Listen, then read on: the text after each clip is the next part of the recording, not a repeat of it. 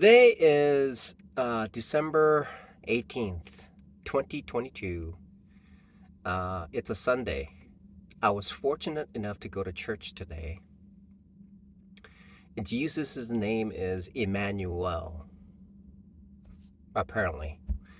Um, Jesus has many names. Of course, I don't have to name them all. So,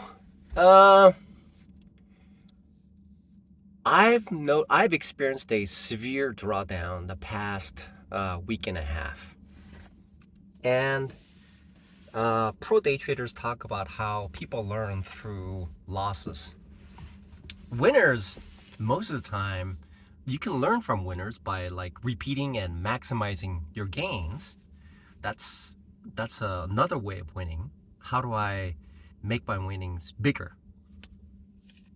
This time, the losses that I've incurred taught me something. And one of the losses that I've incurred, the reasons for the loss was because there's a couple of there's a couple, at least two. One of them is being in a state of essentially being mindless. That's the one part.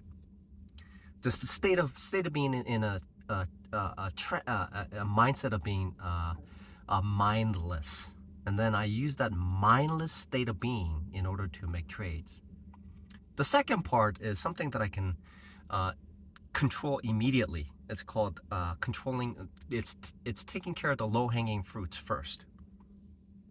If I were to draw the XY, if I were to draw a graph and then plot out the amount of effort that's required and the ease at which it can be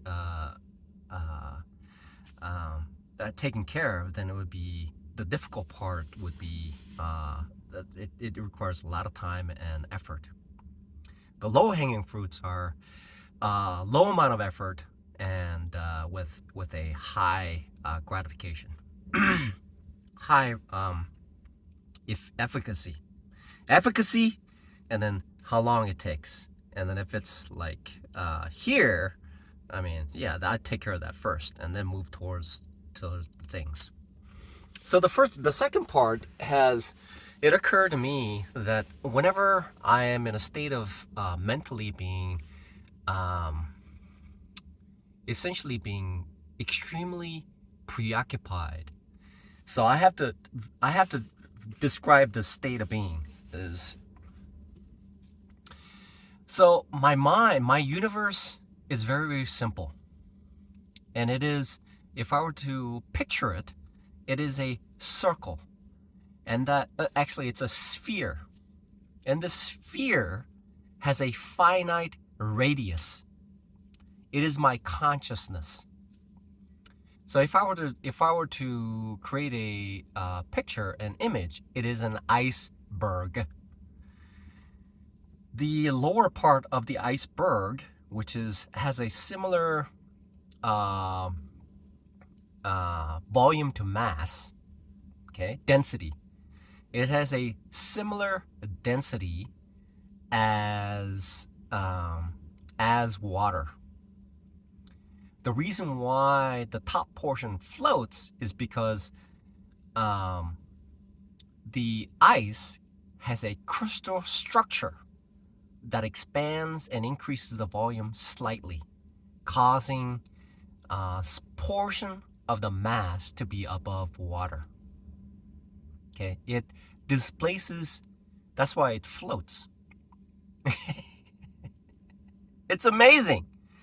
It's a description of the water is slightly more dense than ice. That's why the ice floats, because the crystal structure displaces more volume per mass.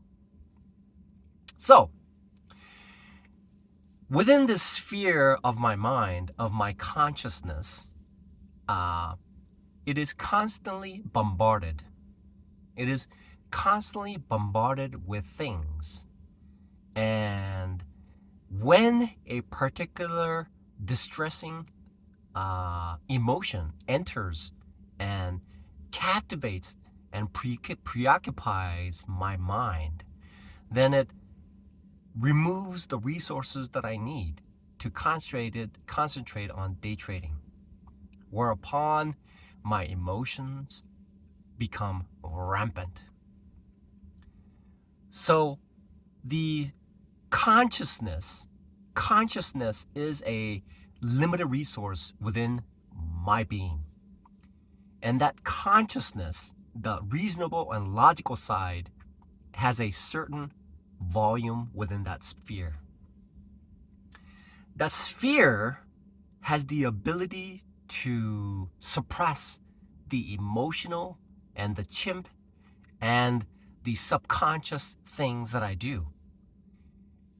And somehow, when that immediate adrenaline rush causes my reasonable side to be put into the back, then my emotion comes in and takes control and controls my fingers and the things that I do. What I've noticed is that I become conscious of the fact that certain emotions have intruded and invaded into that sphere of consciousness. And when it enters into that sphere, it taints it.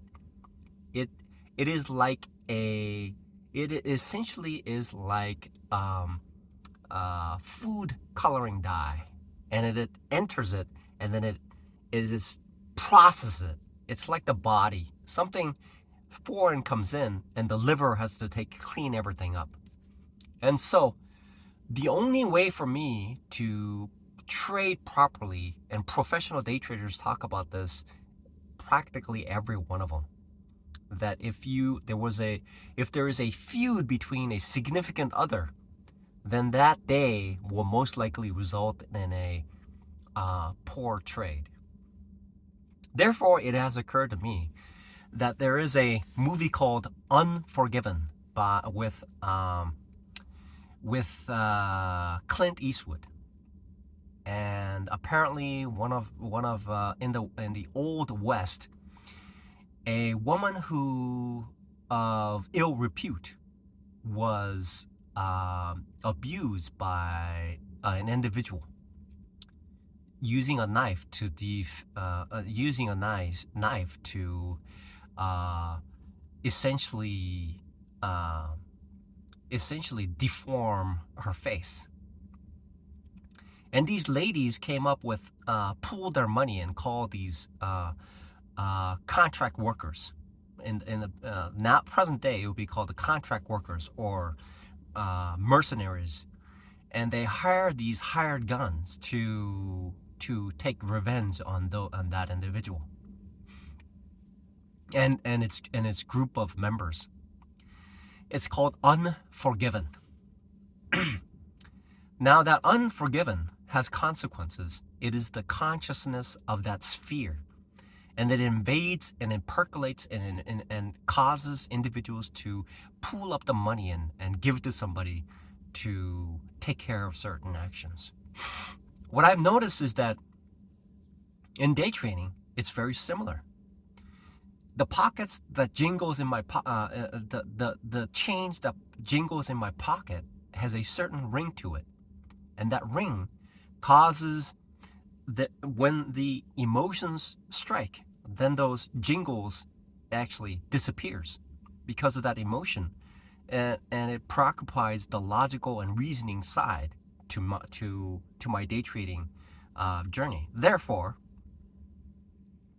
on those days, and it happens once in a while, just the last time that I was working, and then all of a sudden there was this intense emotional feeling that I had, and that feeling preoccupied my mind, and there's a thing called mental capital, and I expended it. It drew energy from me, and it caused me to be tired and unable to essentially expand upon my reasoning side.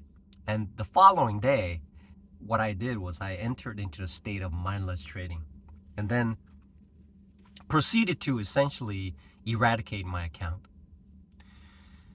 So, so, so the next day, I thought to myself, what I need to do is to essentially vacate any sorts of traumatic emotions from my mind. That is the only way to trade properly. And therefore, whatever intrusive thoughts that I have, I remove. And one way to do this is this. Now, Jesus was on the cross. Jesus was on the cross.